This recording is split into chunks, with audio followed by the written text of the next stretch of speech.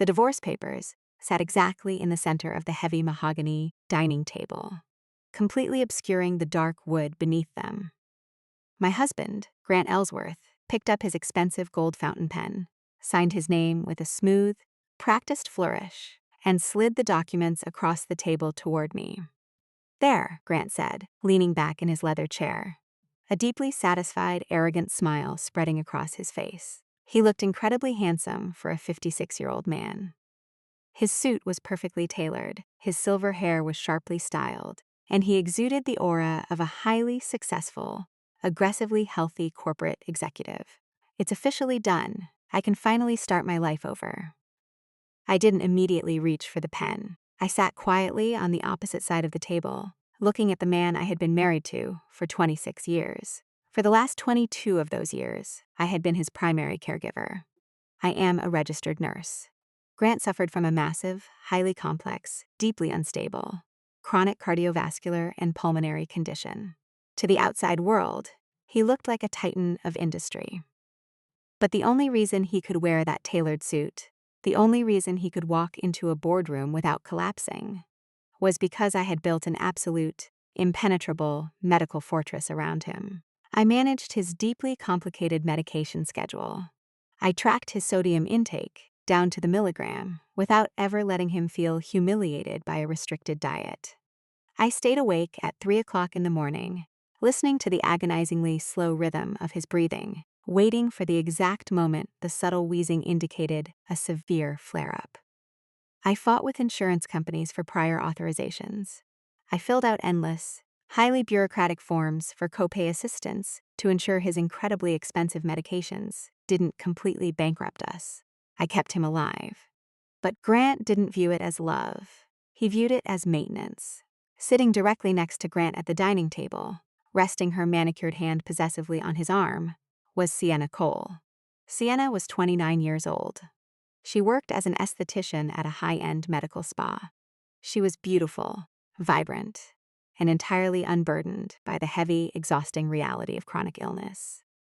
She looked at me with a soft, deeply condescending smile that practically vibrated with arrogant pity.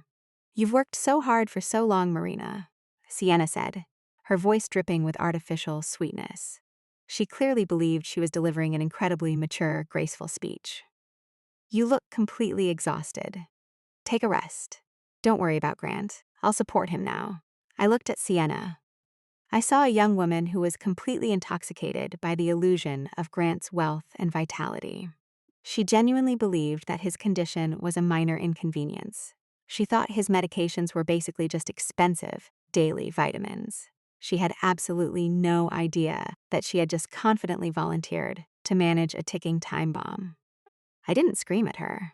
I didn't throw my coffee across the table. I didn't demand alimony or beg Grant to remember the thousands of nights I had sacrificed my own sleep to monitor his pulse. I picked up the gold pen and signed the divorce papers. "You're making a huge deal out of this, Marina," Grant sighed, mistaking my absolute silence for stubborn resentment. "Nursing me is your duty. You're an RN. You're used to this kind of work. But I need a partner, not a warden. Sienna makes me feel alive. You just make me feel sick. You make me feel sick." The absolute breathtaking cruelty of the statement hung in the air. He blamed the mirror for the reflection. He hated his illness, so he hated the woman who managed it. I stood up from the table. I didn't take any of the expensive artwork. I didn't take the silver. I simply picked up my purse. Sitting on the edge of the dining table, right next to the divorce papers, was a thick, highly worn, dark blue binder. It was the medical logbook. It contained 22 years of highly detailed, meticulously organized data. It held the exact combinations of medications that caused massive adverse reactions. It held the early warning signs of his respiratory collapses. It contained the direct phone numbers for his specialists, the insurance override codes, and the copay assistance renewal forms. It was the absolute, undeniable map of his survival. "What's that?" Sienna asked, pointing at the binder with a perfectly manicured finger. "Oh, is that his vitamin schedule? You can just leave it." I downloaded an app that reminds him to take his pills. I looked at the binder. Then I looked at Grant, who was smiling at Sienna, completely oblivious to the fact that she had just referred to a highly volatile, lethal cocktail of cardiovascular inhibitors as vitamins. I didn't explain the binder. I didn't warn her. "Bring that to his next appointment," I said softly, my voice completely devoid of emotion. I turned around, walked out the front door of the massive house we had built together, and got into my car. I didn't cry. I pulled my phone out of my purse and dialed a highly familiar number. Lakeside Memorial Hospital, medical records. "This is Sarah," the receptionist answered cheerfully. "Hi, Sarah. This is Marina Ellsworth," I said, my voice crisp and completely professional. "I need to make an immediate, highly urgent update to the medical file for Grant Ellsworth." "Of course, Marina," Sarah replied, recognizing my voice. I had called her hundreds of times over the years. "What do you need?" "Effective immediately," I stated clearly, severing the incredibly heavy chain that had bound me to him for 2 decades. "I am permanently revoking my status as his medical proxy. Please remove me as his primary emergency contact and entirely remove my authorization to access his medical information, billing records, or insurance claims." Sarah paused, clearly surprised by the absolute finality of the request. "Marina, are you sure?" If he has an emergency, Sarah," I interrupted gently, "you will need to call his new emergency contact. He is no longer my responsibility." I hung up the phone. I started the engine and drove out of the affluent suburban neighborhood, heading directly toward the city. 40 minutes later, I knocked on the door of a small, second-floor apartment. My daughter, Audrey, opened the door. She was 21 years old, studying graphic design at the local university. She looked exactly like I had at her age, before the heavy, suffocating weight of caregiving had drained the color from my face. Audrey saw me standing in the hallway with a single suitcase. She didn't look surprised. She didn't ask a million frantic questions. She had watched her father slowly, systematically erode my entire identity for her entire life. She knew exactly what today was. "Hey, Mom," Audrey said softly, stepping aside to let me in. "He signed the papers," I whispered, the reality finally beginning to settle over me. Audrey closed the door, wrapped her arms around me, and hugged me fiercely. "I'm so incredibly proud of you. I made up the guest bed, and I bought the expensive tea you like." I sat on the small sofa in Audrey's apartment, sipping the hot tea, feeling a strange, incredibly alien sensation slowly spreading through my chest. It was quiet. For the first time in 22 years, my brain wasn't actively calculating the half-life of a beta blocker. I wasn't listening for the sound of coughing from the other room. I wasn't mentally drafting a highly aggressive email to an insurance claims adjuster. I unzipped my purse and pulled out a second, identical, thick blue binder. It was my personal copy of the medical log book. I opened it, flipping through the pages. The sheer volume of labor documented in those pages was absolutely staggering. My eyes landed on an entry from exactly 6 months ago. March 12th, severe respiratory distress at 2:08 a.m., administered emergency inhaler. Heart rate spiked to 160. Drove to Lakeside ER. Sat in triage for 6 hours negotiating admission with Dr. Shaw to prevent a massive cardiac event. I remembered that night vividly.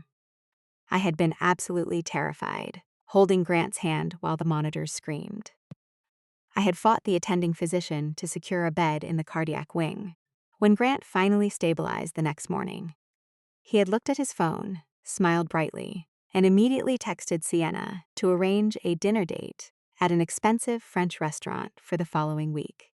He hadn't thanked me. He hadn't acknowledged the fact that I hadn't slept in 36 hours. He had simply complained that the hospital food was terrible and demanded I go home and get his favorite suit so he could leave looking presentable. That was the exact night everything broke. That was the night I realized I wasn't a wife. I was simply a highly efficient, completely unappreciated piece of medical equipment that he used to maintain his arrogant lifestyle. I closed the blue binder and dropped it into the small trash can next to Audrey's desk. That night, I went to sleep in the small guest bedroom. I didn't set an alarm for 2:00 a.m. to check a blood pressure monitor. I didn't set an alarm for 6:00 a.m. to organize a pillbox. I simply lay down, closed my eyes, and slept through the entire night in absolute, unbroken silence. The next morning, while I was drinking coffee in Audrey's kitchen, my phone rang. I looked at the caller ID. It was Joanne Mercer, the senior pharmacist at the massive pharmacy, directly across the street from Lakeside Memorial. Joanne had been filling Grant's incredibly complex prescriptions for 15 years. She knew the chemical composition of his survival just as well as I did. "Hello, Joanne," I answered, feeling a strange disconnect from a voice that used to dictate my weekly schedule. "Marina, honey," Joanne said, her voice dropping to a low, deeply concerned whisper. "I'm sorry to bother you, but I just had a very disturbing interaction at the counter, and I felt legally obligated to call you." "You don't have to apologize, Joanne," I replied calmly. "What happened?" "A young woman just came in to pick up Grant's monthly refills," Joanne explained, her tone laced with absolute disbelief. "She tried to pick up the entire protocol: the beta blockers, the ACE inhibitors, the highly specific immunosuppressants. I tried to walk her through the dosing schedule, especially the required staggering of the inhibitors to prevent liver toxicity." "And what did she say?" I asked, taking a slow sip of my coffee. "She laughed," Joanne said, sounding completely horrified. "She literally laughed, Marina. She told me I was overcomplicating it, and that Grant told her these were just his Mitent vitamins to keep him looking young. She threw them all into a single tote bag and walked out." I closed my eyes. Sienna was going to kill him. She was going to dump a highly lethal combination of contradictory medications onto a dining table and let him swallow them like candy. "Joanne," I said softly, my voice completely steady, "Grant and I officially finalized our divorce yesterday. I have formally revoked my status as his medical proxy. I am no longer legally or ethically responsible for his treatment plan." There was a long, heavy silence on the other end of the line. Joanne didn't scold me. She didn't act horrified that I was abandoning a sick man. She was a medical professional. She knew exactly what I had been dealing with. "Marina," Joanne finally said, her voice incredibly soft, filled with a profound, absolute respect. "You have worked so incredibly hard. You kept that arrogant man alive for 22 years through pure, unyielding force of will. Take your rest. Honey, you've earned it." It was the very first time in over 2 decades that anyone had ever acknowledged the sheer magnitude of my labor. "Thank you, Joanne," I whispered, tears finally, quietly pricking my eyes. An hour later, the phone rang again. This time, the caller ID showed the main switchboard for Lakeside Memorial Hospital. I answered it. "Marina Ellsworth." "Hi, Marina. This is Elena Ramirez from the Medical Social Work Department," a highly energetic voice said. "I'm calling about Grant's annual copay assistance renewal. The deadline for the foundational grant is tomorrow at 5 p.m. If we don't submit the massive stack of tax returns, clinical evaluations, and the prior authorization forms, he's going to lose his Tier 1 financial shielding." Grant's medications didn't just cost a few dollars. Without the highly specific, incredibly difficult to navigate charitable grants and insurance overrides I aggressively secured every single year, the retail cost of his monthly pharmacy bill was astronomically high. "Hi, Elena," I replied, staring out the window at the quiet street below. "I need you to update your records. I am no longer Grant's medical proxy, and I am no longer his financial guarantor. We are divorced. I cannot legally submit those forms on his behalf." Elena gasped softly. "Oh, Marina, I'm so sorry, I didn't know." "It's fine, Elena," I assured her. "But Marina," Elena continued, her voice filled with sudden professional panic, "if the deadline passes tomorrow, the assistance drops entirely. His out-of-pocket costs are going to skyrocket instantly." "I know," I said calmly. "You will need to call Grant directly. He will have to process the renewal himself, or have his new partner handle the paperwork." I hung up the phone. I walked over to my suitcase, pulled out the massive, thick folder containing the photocopied tax returns, the blank renewal forms, and the complex insurance coding guides I had meticulously prepared last month. I walked over to the small shredder next to Audrey's desk. I turned the machine on and methodically, deliberately, fed every single piece of paper into the blades. I watched the complicated, highly exhausting bureaucracy of my former life turn into meaningless confetti. I was cutting the final, heaviest anchor that had chained me to his illness. My phone vibrated on the desk. It was a text message from Daphne, Grant's younger sister. Daphne was a vicious, deeply entitled woman who had spent 20 years heavily criticizing my cooking, my appearance, and my personality, entirely ignoring the fact that I was keeping her brother alive. Daphne, you are absolute scum. Marina. Walking out on a sick man because you're too selfish to honor your vows. Grant is incredibly lucky to have Sienna now. She actually cares about his happiness. Unlike you, I stared at the glowing screen. For a brief second, the old instinct flared up. The urge to aggressively defend myself, to list the thousands of hours I had sacrificed, to explain the sheer cruelty of his behavior. Audrey walked into the room, saw the message on my screen, and gently placed her hand over my phone, covering the toxic words. "You don't need to answer that, Mom," Audrey said softly. "You don't have to defend your freedom to the people who built your cage." I looked up at my daughter, feeling an immense, overpowering wave of gratitude. I didn't reply to Daphne. I completely blocked her number. Then I blocked Grant's number. "Audrey," I smiled, a genuine, completely unburdened smile spreading across my face. "Do you want to go to the nursery down the street? I want to buy a plant. I haven't been able to keep a plant alive in 20 years because I was always too busy keeping a man alive." Audrey laughed, a bright, beautiful sound. "Let's go buy a jungle, Mom." The next morning, at exactly 6 a.m., Grant Ellsworth woke up in the master bedroom of his massive house. He stretched, feeling the warm sunlight filtering through the expensive curtains. He smiled, pulling Sienna closer to him. He felt incredibly powerful, deeply liberated. The heavy, depressing presence of the nurse wife was officially gone, replaced by a vibrant young woman who validated his arrogant perception of his own vitality. He got out of bed, threw on a silk robe, and walked downstairs to the massive, gourmet kitchen. He expected to see his coffee already brewing. He expected to see his highly complex breakfast, perfectly calculated to maintain his potassium levels without spiking his blood pressure, sitting warm on the island. He expected to see his daily medication, meticulously sorted into a small, clearly labeled plastic cup next to a fresh glass of water. He walked into the kitchen. It was completely empty.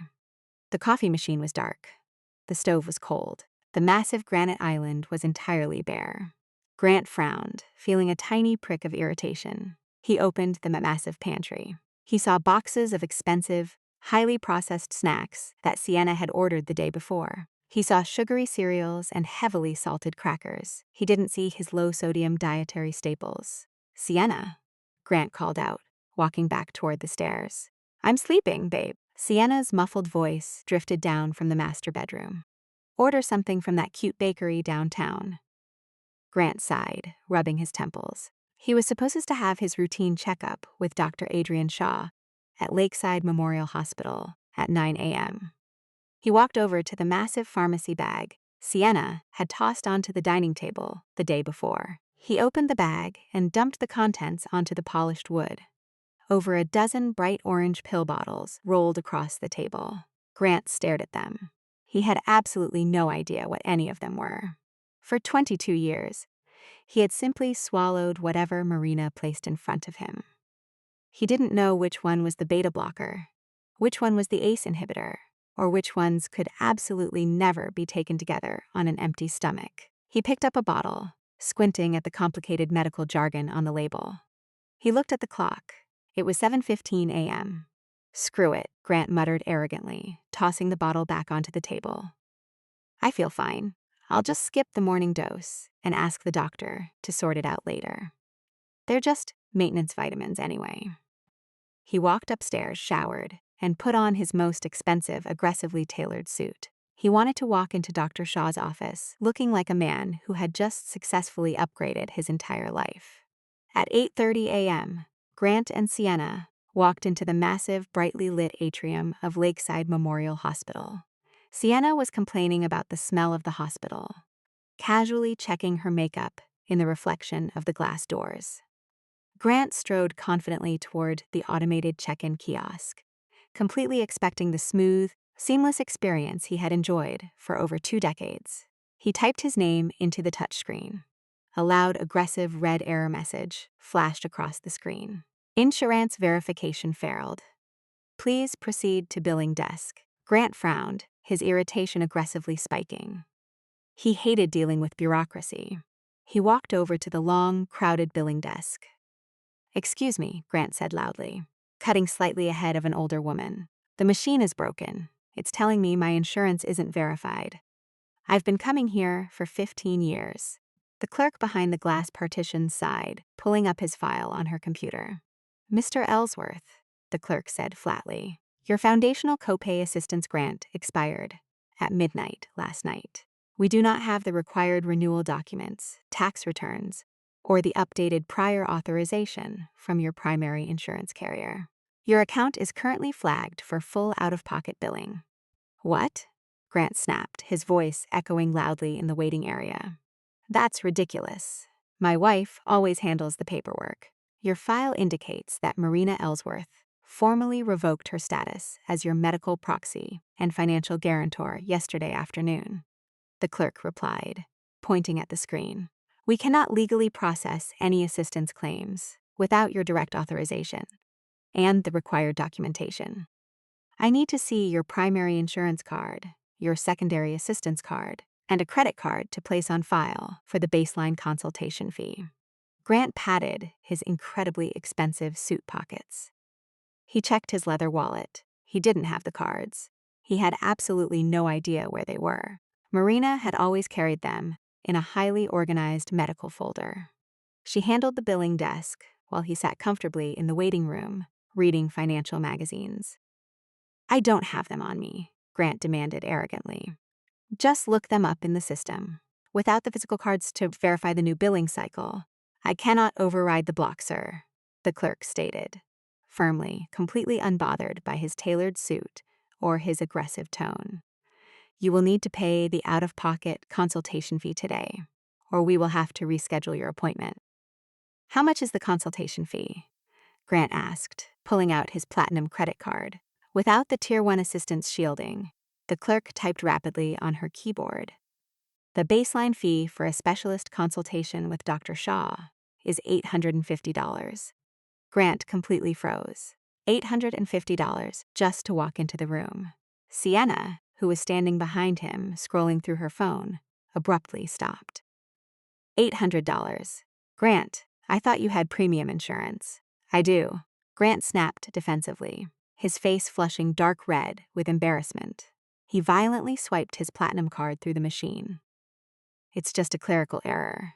Marina probably messed up the paperwork to spite me." He grabbed his receipt and stormed away from the desk, utterly furious that the seamless, perfectly curated illusion of his life had just been aggressively interrupted by basic administrative reality. They sat in the waiting room for 45 minutes. Sienna was aggressively bored. She complained about the chairs, she complained about the lighting, and she repeatedly asked how much longer it was going to take. She didn't offer to help him find the insurance numbers on his phone. She didn't ask how he was feeling. She was actively annoyed that her glamorous morning was being wasted in a clinical waiting room. Finally, a nurse called his name. They walked into examination room 4. It was cold, incredibly sterile, and completely quiet. Sitting directly in the center of the small metal desk, resting under the harsh fluorescent lights, was the heavy blue medical binder Marina had left on the dining table yesterday. The door opened, and Dr. Adrian Shaw walked in. Dr. Shaw was a brilliant, highly demanding cardiovascular specialist. He didn't care about Grant's wealth. He didn't care about his suits. He cared entirely about data, compliance, and survival rates. Dr. Shaw didn't smile. He looked at Grant, then looked sharply at Sienna. "Mr. Ellsworth," Dr. Shaw said, his voice clipped and entirely professional. "Where is Marina?" "Marina and I finalized our divorce yesterday, Dr. Shaw," Grant announced confidently, puffing out his chest slightly, gesturing towards Sienna. "This is my new partner, Sienna. She'll be accompanying me from now on."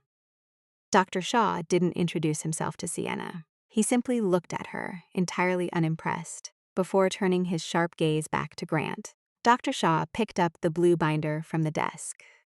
Marina dropped this off at the front desk this morning, Dr. Shaw stated coldly, holding the heavy book. She informed my office that she is no longer your medical proxy. Is this correct? Yes, it is, Grant nodded arrogantly. It was time for a change. I'm feeling fantastic, Doc. I think we can probably start scaling back some of the maintenance medications.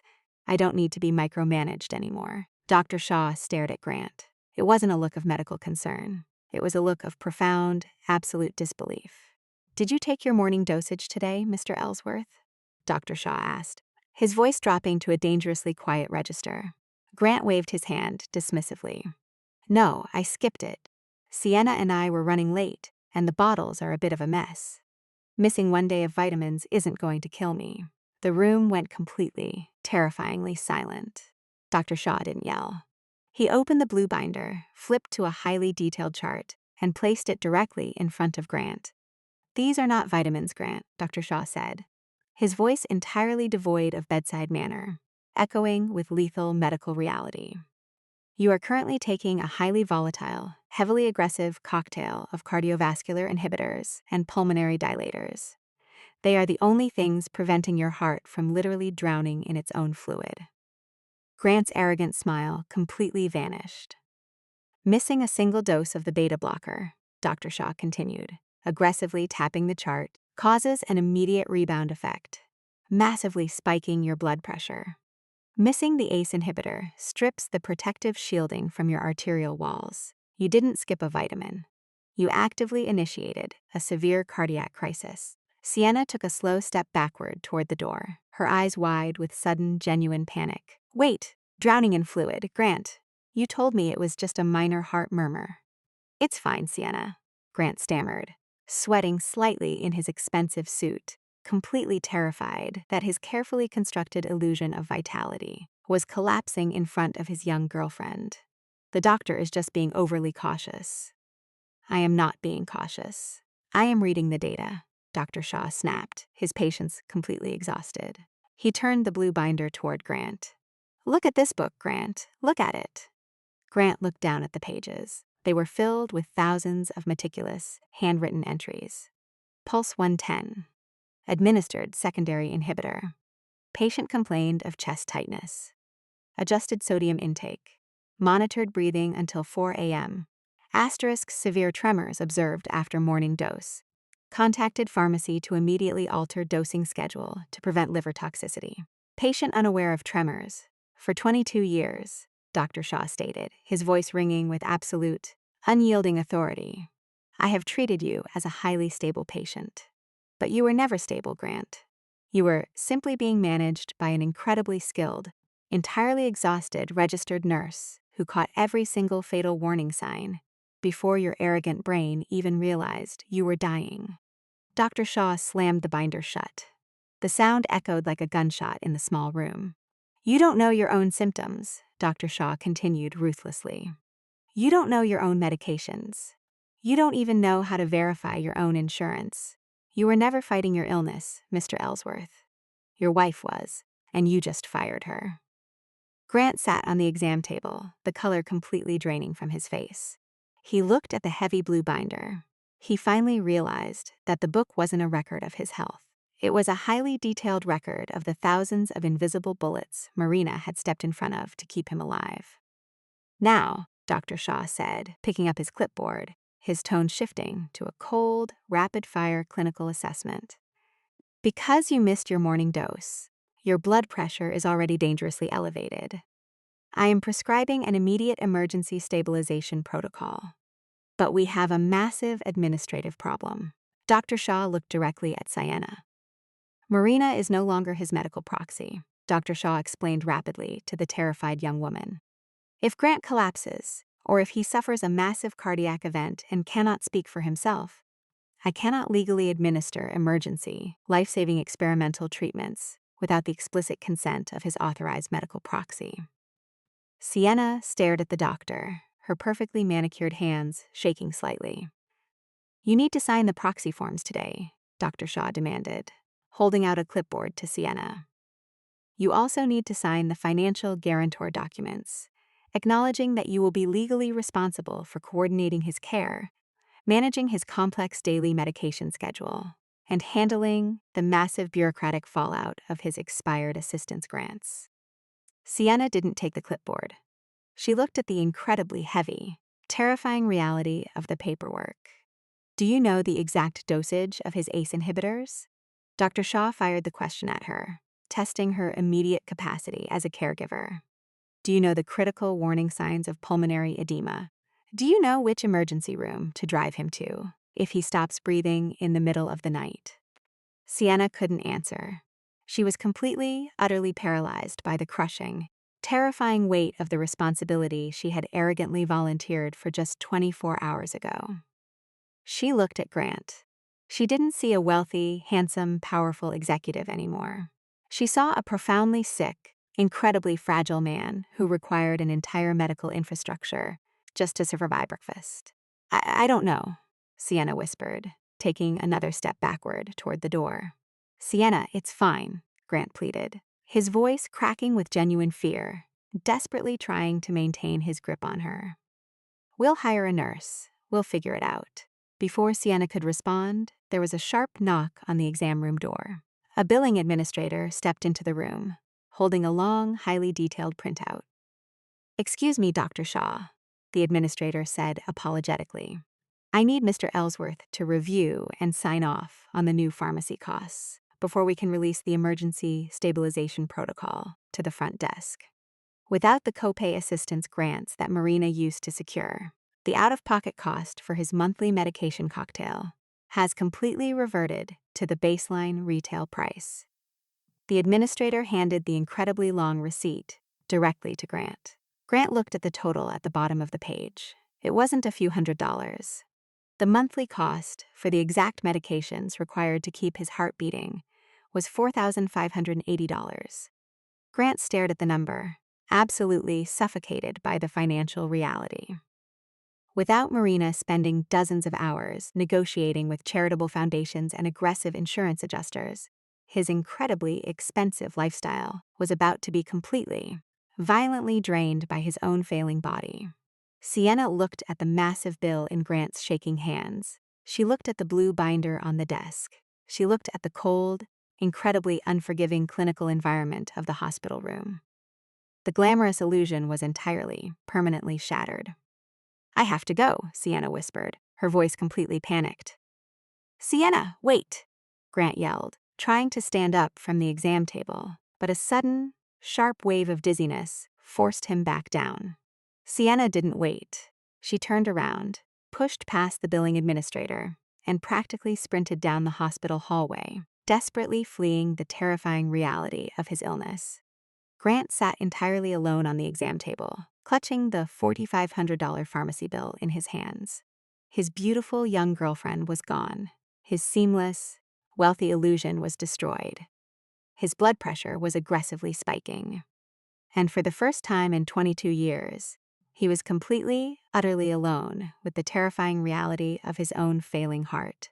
The drive home from the hospital was the most terrifying drive of Grant Ellsworth's entire life. He didn't have Sienna sitting in the passenger seat, playing loud music and telling him how handsome he was. He was entirely alone. His heart was hammering violently against his ribs, a heavy, suffocating pressure building steadily in his chest. He arrived at the massive, empty house. He walked into the kitchen and dropped the massive paper pharmacy bag onto the bare granite island. He opened the bag and spilled the contents onto the counter. A mountain of orange pill bottles scattered across the expensive stone. He stared at them. He had paid the $4,500 out of pocket using his emergency credit card, completely destroying his monthly budget. But paying for the drugs was only the first step. He had to actually take them. He picked up a bottle of aggressively strong ACE inhibitors. The label said, "Take 1 tablet twice daily, completely avoiding the secondary beta blocker dosage window by at least 4 hours." He picked up the beta blocker bottle. "Take 2 tablets daily, precisely at 8 a.m. and 8 p.m. Do not take on an empty stomach." Grant's hands began to shake. He had absolutely no idea what time Marina usually gave him which pill. He didn't know the window. He didn't know what food he was supposed to eat with them. He poured the pills into his hand. They looked completely alien to him. He was a corporate executive who managed massive sales teams, but he was entirely paralyzed by the complex chemistry required to keep his own body functioning. He swallowed the pills with a glass of tap water, hoping he hadn't just severely violated the dosing schedule. At 3 a.m., he woke up entirely unable to breathe. It wasn't a slight shortness of breath. It was a violent, terrifying, suffocating inability to pull oxygen into his lungs. He sat up in bed, gasping frantically, cold sweat pouring down his face. His heart was racing, pounding aggressively against his ribs. He reached across the massive king-sized bed, desperately expecting Marina to be there. He expected her to instantly wake up, grab the emergency inhaler from the nightstand, and smoothly guide him through the crisis protocol she had memorized over 22 years. He hit empty sheets. Sienna was gone. Marina was gone. He was completely, utterly alone. He scrambled out of bed, his legs violently shaking, and stumbled toward the nightstand. He grabbed his phone and desperately dialed the Lakeside Memorial 24-hour triage line. "Lakeside Tridge, what is your emergency?" the nurse answered. "I can't breathe," Grant gasped, leaning heavily against the wall, clutching his chest. "My name is Grant Ellsworth. I'm a patient of Dr. Shaw." "Mr. Ellsworth, please try to remain calm," the triage nurse said rapidly, pulling up his file. "I see your record. Your file indicates you are experiencing a severe pulmonary flare-up, likely caused by an irregular dosing schedule. Do you have your emergency rescue inhaler?" "I don't know where it is." Grant panicked, tears of genuine terror streaming down his face. "Marina always kept it." "Okay, Grant, listen to me," the nurse instructed firmly. "Because your medical proxy has been completely revoked, I cannot legally authorize emergency remote prescription overrides without a registered guarantor on the line. I am dispatching an ambulance to your location immediately. Unlock your front door and wait on the floor." The line went dead. Grant crawled down the massive, luxurious staircase, his lungs burning with absolute agony. He unlocked the heavy front door and collapsed onto the hardwood floor of the foyer, completely humiliated, entirely helpless. The ambulance arrived 10 minutes later. Because Grant was completely alone and had no designated medical proxy or guarantor to sign the incredibly complex admission papers, the paramedics couldn't take him to the VIP private cardiac suite at Lakeside Memorial. They took him to County General Medical Center. Grant woke up 12 hours later. He wasn't in a massive, quiet private room with a view of the lake. He was in a loud, incredibly chaotic public ward. The harsh fluorescent lights burned his eyes. The constant, aggressive beeping of a dozen different monitors echoed through the cramped space. He was wearing a cheap, scratchy hospital gown. Elena Ramirez, the medical social worker from Lakeside Memorial, was standing at the foot of his bed. She wasn't smiling. "Mr. Ellsworth," Elena said professionally, looking at her clipboard. "Dr. Shaw authorized your stabilization protocol here at County General. You are currently out of immediate danger, but we have a massive administrative crisis." Grant groaned, rubbing his eyes, feeling incredibly weak and profoundly vulnerable. "Just process my insurance, Elena. I'll pay the deductible. Your premium insurance requires an active, prior authorization for emergency out-of-network cardiac admissions," Elena explained, completely unbothered by his irritation. "Marina spent 3 weeks negotiating that authorization last year. Without her as your guarantor, the authorization has officially lapsed." Elena dropped a thick stack of incredibly dense, incredibly bureaucratic paperwork onto his bed.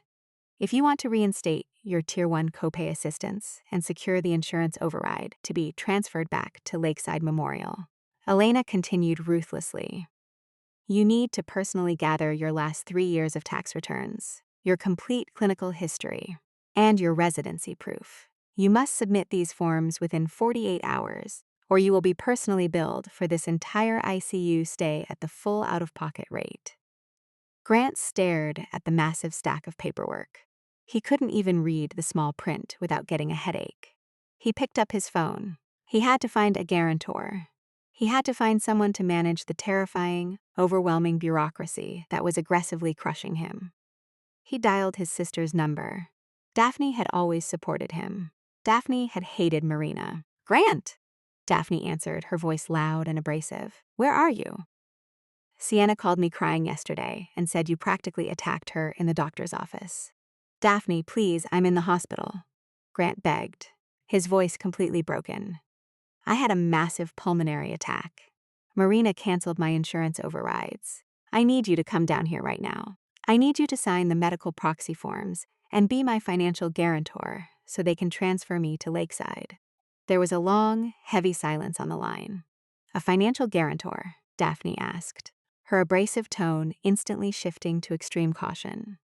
"Grant, what does that mean? Am I legally responsible for bills if your insurance bounces?" No, it's just a formality," Grant lied desperately.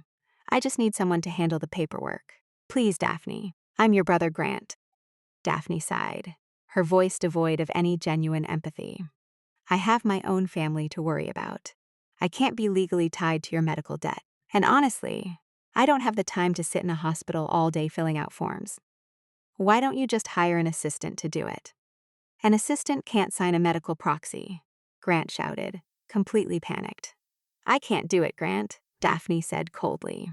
"You shouldn't have let Marina go if you couldn't handle the paperwork." She hung up. Grant stared at his phone, completely stunned.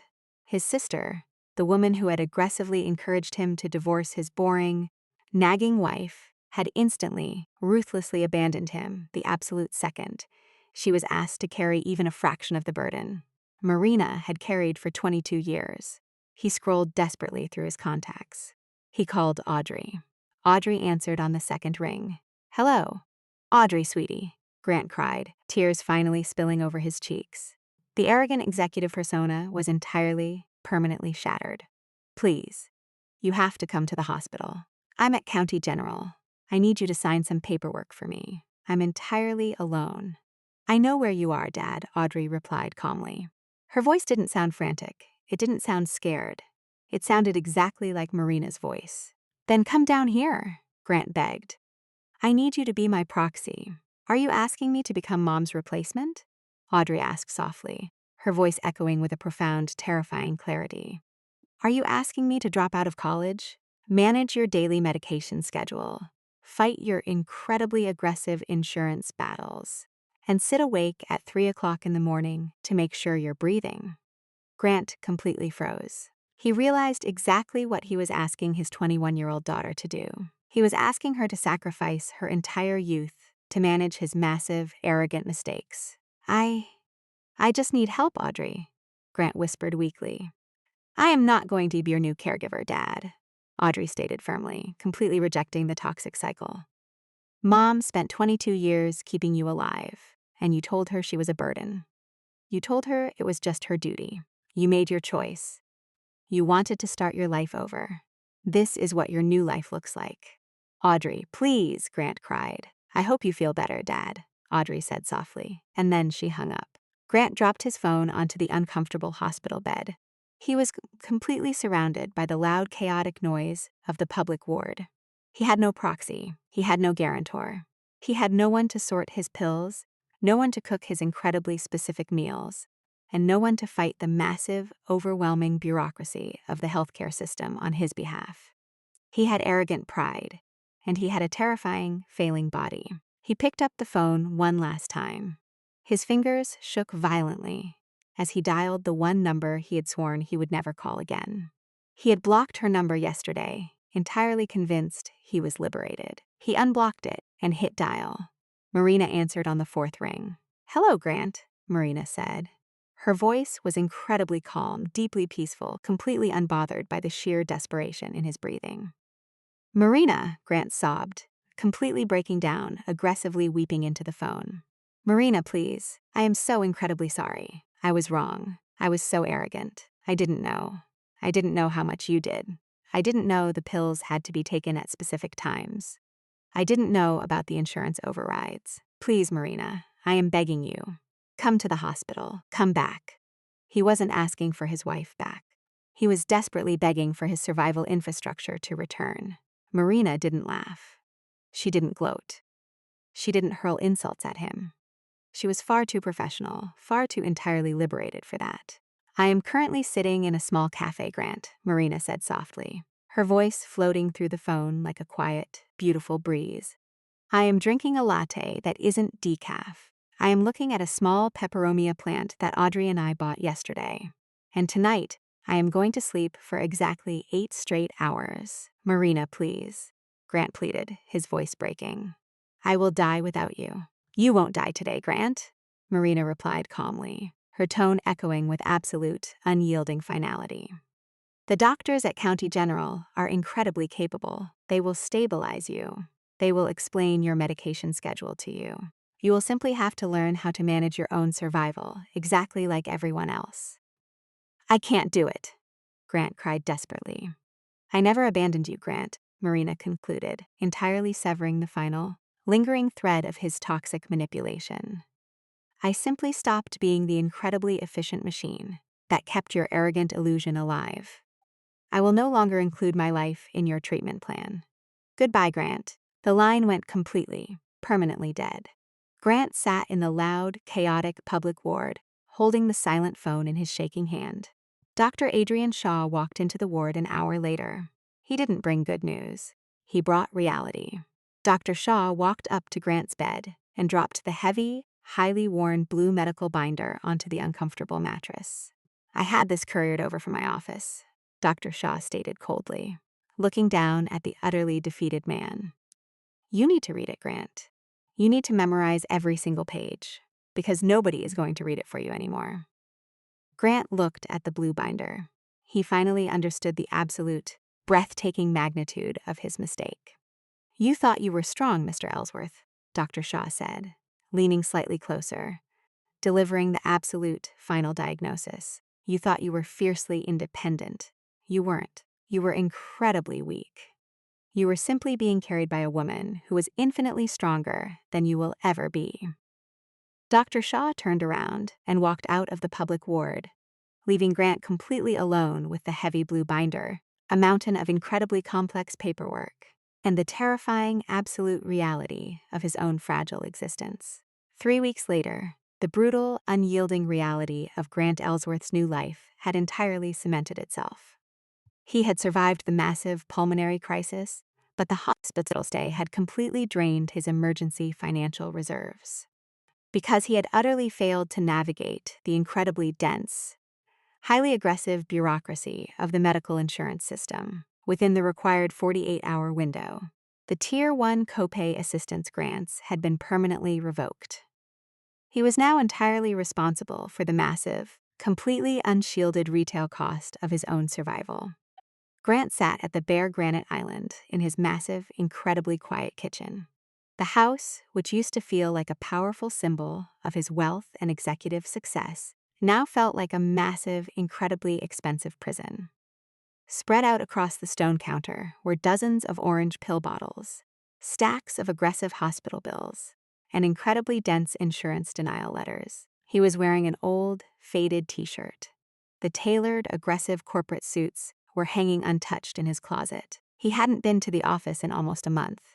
His firm, realizing that his highly publicized minor heart murmur was actually a massively unstable, incredibly dangerous chronic condition that required constant, unpredictable medical absences, had quietly, ruthlessly forced him into an early, highly reduced medical retirement. He had lost his job. He had lost his vibrant young girlfriend. And he had lost the incredible, invisible medical shield that had protected him for 22 years. He picked up a complex pill organizer he had bought online. It was bright blue, with tiny compartments for every day of the week. He stared at the compartments, desperately trying to remember the exact staggering protocol Dr. Shaw had yelled at him about in the hospital. "Take the ACE inhibitor 4 hours before the beta blocker." He looked at his watch. It was 10:15 a.m. Had he taken the ACE inhibitor at 6 a.m.? He honestly couldn't remember.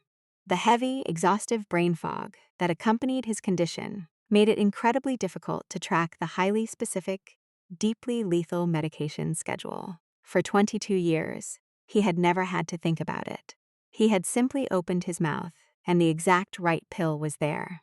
He aggressively threw the plastic pill organizer across the kitchen. It shattered against the stainless steel refrigerator, the tiny plastic lids snapping off and clattering loudly onto the hardwood floor. Grant buried his face in his hands, completely overwhelmed, entirely defeated by the sheer, crushing weight of his own existence. His phone buzzed on the counter. He looked at the screen. It was an automated text message from Lakeside Memorial Pharmacy. Grant Ellsworth, your monthly prescription refills are ready for pickup. Total out-of-pocket cost, $4,580. Please ensure payment method is updated prior to arrival. He stared at the massive number. He didn't have the copay assistance. He didn't have Marina's incredible, aggressive negotiation skills. He didn't have Sienna's useless, superficial support. He only had himself. And he was finally, terrifyingly realizing that he was completely, utterly insufficient for the task of keeping himself alive. He thought about calling Daphne again, but his sister had completely stopped answering his calls after he aggressively begged her to co-sign a massive medical loan to cover his hospital bills. He thought about calling Audrey, but his daughter had made it entirely, perfectly clear that she completely refused to inherit the toxic, deeply exhausting burden he had forced onto her mother. He looked at the heavy, highly worn, blue medical binder sitting on the edge of the counter. Dr. Shaw had forced him to take it home from the public ward. Grant reached out and slowly opened the cover. He traced his finger over the incredibly neat, highly detailed handwriting on the very first page. Grant's baseline vitals, daily sodium limit 1,500 milligrams. Emergency contact, Marina Ellsworth. Primary caregiver, Marina Ellsworth. He felt a massive, profound, absolute wave of grief wash over him. It wasn't grief for the marriage. It was the devastating, entirely selfish grief of a man who had confidently thrown away a priceless, irreplaceable life preserver, genuinely believing he already knew how to swim. While Grant was drowning in the massive, suffocating bureaucracy of his own illness, my life had completely, beautifully transformed. I didn't stay in the massive, deeply oppressive house in the wealthy suburbs. I had aggressively finalized the divorce, taken exactly half of the highly liquid financial assets, and completely walked away from the incredibly toxic, deeply unappreciative social circle that had defined my marriage. I moved into a bright, airy, incredibly peaceful 2-bedroom condominium located exactly 3 blocks from Audrey's university. I didn't stop being a nurse. I loved my profession. I had simply stopped being an unpaid, entirely disrespected, highly abused private caregiver for a man who viewed my labor as a basic, mandatory obligation. I accepted a part-time position as a clinical coordinator at a small, highly respected community health clinic downtown. It was a Tuesday morning. I was wearing comfortable, brightly colored scrubs. My hair wasn't pulled back into a tight, stressed bun. I wore it down, letting it fall freely over my shoulders. I looked entirely different. The deep, heavy exhaustion lines around my eyes had completely faded. I looked 10 years younger. I walked into examination room 2, holding a small digital tablet. Sitting on the exam table was an elderly woman named Mrs. Higgins. She was holding a massive, incredibly confusing stack of highly bureaucratic Medicare forms, looking completely overwhelmed and entirely defeated. "Good morning, Mrs. Higgins," I smiled warmly, pulling up a small stool and sitting directly in front of her. "Dr. Evans said you were having some trouble navigating the new prescription coverage guidelines." "Oh, Marina, it's a complete nightmare," Mrs. Higgins sighed, tears of genuine frustration welling in her eyes. "I don't understand any of these codes. The pharmacy said my inhalers aren't covered anymore, and I can't afford the out-of-pocket cost. I've been trying to call the insurance company for 3 days, but they just keep transferring me." I looked at the terrified, completely overwhelmed woman. I knew exactly how incredibly dense and intentionally confusing the medical bureaucracy could be. I had spent 22 years fighting massive corporate insurance algorithms. I knew every single loophole, every single override code, and every single highly aggressive bureaucratic tactic required to force them to pay. Don't cry, Mrs. Higgins, I said softly, gently taking the massive stack of paperwork from her shaking hands. You don't have to call them anymore. I will handle it. You will? Mrs. Higgins asked, blinking away her tears. Absolutely, I smiled confidently. I know exactly how to code the prior authorization to trigger an automatic medical necessity override. Give me 20 minutes on the phone with the primary adjuster, and I guarantee your inhalers will be fully covered by this afternoon. Mrs. Higgins looked at me, a profound, entirely genuine expression of absolute gratitude washing over her face. Thank you, Marina, she whispered, her voice cracking slightly. You have such a kind face. I don't know what I would have done without you. I smiled, feeling a massive, deeply powerful warmth completely fill my chest. For 22 years, I had performed miracles. I had navigated incredibly complex, highly aggressive medical systems.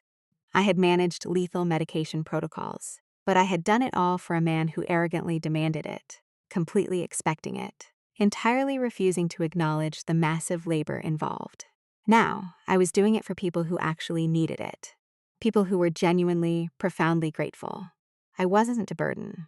I was highly skilled, incredibly effective, deeply compassionate medical professional. And for the first time in my entire life, I was being completely, undeniably recognized for exactly what I was. Later that afternoon, after my shift at the community clinic ended, I walked to a small, brightly lit local coffee shop near the university campus. Audrey was already sitting at a small wooden table near the window, her laptop open, aggressively sketching a new design project. She looked up when the bell on the door chimed, and a massive, completely unburdened smile instantly spread across her face. Hey, Mom, Audrey called out, waving me over. I walked over to the counter, ordered a massive, incredibly sugary caramel latte, a drink I had entirely avoided for 2 decades because I couldn't bear to drink something so sweet while strictly policing Grant's dietary intake, and sat down across from my daughter. How was your shift? Audrey asked, closing her laptop. It was wonderful, I sighed happily, taking a long sip of the hot, sweet coffee. I secured a complete insurance override for a patient who desperately needed pulmonary medication.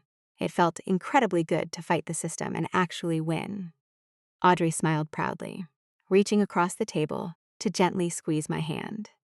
You're an absolute superhero, Mom. I'm so incredibly glad you're finally using your powers for people who actually appreciate them.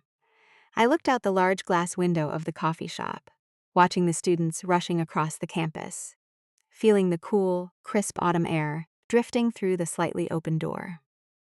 I heard from Daphne yesterday, Audrey said softly, her tone shifting slightly.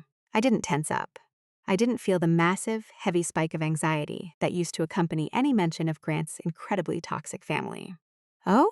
I asked calmly, taking another sip of my coffee. Did you block her number like I told you to? I did. Audrey nodded, but she left a completely hysterical voicemail before the block went through. Apparently, Dad's premium insurance officially lapsed because he entirely failed to submit the renewal paperwork. He's currently trying to aggressively sell his massive collection of vintage watches to cover his monthly out-of-pocket pharmacy bills. Audrey paused, looking closely at my face, clearly trying to gauge my reaction. Daphne is furious, Audrey continued. She said you were incredibly cruel for not giving him a transition period. She said you intentionally set him up to fail. I set my coffee cup down on the table. I didn't set him up to fail, Audrey, I said softly, my voice completely devoid of anger or resentment. I simply stopped artificially propping him up. I looked at the small, vibrant green peperomia plant sitting in a decorative pot on the center of the coffee shop table. It was thriving. It was healthy. It was actively growing new leaves. Your father spent 22 years entirely convinced that his strength, his success, and his health were the direct result of his own massive, arrogant willpower, I explained quietly, speaking the absolute, undeniable truth of my entire marriage. He believed I was simply a minor, easily replaceable accessory to his greatness. I smiled, a cold, deeply liberated smile. He didn't want a transition period, I concluded, leaning back in my chair. He wanted to start his life over. He wanted a young, beautiful woman who thought his incredibly lethal medications were just maintenance vitamins. He demanded total independence. I simply respected his wishes. I gave him exactly what he asked for. The fact that he is completely, utterly incapable of surviving the independence he demanded is entirely his problem, not mine. Audrey nodded, her eyes shining with profound, absolute respect. "You're free, Mom," Audrey whispered. "I am," I smiled, looking out the window at the bright, beautiful city. I was officially entirely free. So, tell me honestly in the comments below. If you spent 22 years acting as a highly skilled, completely unpaid, deeply exhausted medical caregiver for an incredibly arrogant husband who told you that keeping him alive was simply your duty, and if that exact husband suddenly divorced you to be with a 29-year-old woman who completely believed his incredibly lethal, highly complex medications were just daily vitamins, would you aggressively fight the divorce, scream at the young mistress, and desperately try to explain the massive, terrifying reality of his illness before you left? Or would you completely agree, peacefully sign the papers, quietly revoke your status as his medical proxy, entirely cancel his insurance overrides, and simply let him discover exactly how incredibly expensive and profoundly terrifying it is to manage his own survival? Let me know. I read every single one.